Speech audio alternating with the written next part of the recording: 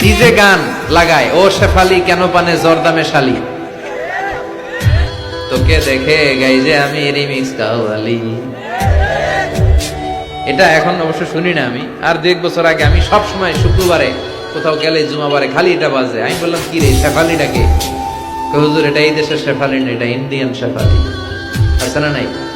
না, বিয়েতে আপনি কি করতে পারবেন? উৎসব করতে পারবেন, তবে প্রাপ্তবয়স্ক নারী পুরুষরা নয়, ছোট বাচ্চারা, ছোট বাচ্চা ছেলেমেয়েরা নাচ গান করবে। আর একটু বাজনাও বাজাতে পারবেন, তবে এটা দফ দিয়ে, কি দিয়ে? ঢোল দিয়ে নয়, হারমোনিয়াম দিয়ে নয়, গিটার দিয়ে নয়, বাঁশি দিয়ে নয়। বিশ্বনবী বলেছেন আলিনু আন-নিকাহা বিদ্দুফু, দফ বাজিয়ে ব্যান্ড পার্টি করে, দফের ব্যান্ড পার্টি করে বিয়ের ঘোষণা দাও, যাতে মানুষ বুঝে যে এখানে বিয়ে হতে যাচ্ছে। খেয়াল রাখবেন, বিয়ে ছাড়া পতিতালয়ে মানুষ যা করে অবৈধ সম্পর্ক, বিয়ের পর একজন নারী পুরুষের মধ্যে ওই দৈহিক সম্পর্কটাই হয়, একই জিনিস হয়, কিন্তু ওইটা হারাম, এইটা হালাল। ঠিক কিনা? কেন হালাল? কারণ এটা আল্লাহর দেয়া বিধান মোতাবেক হয়েছে।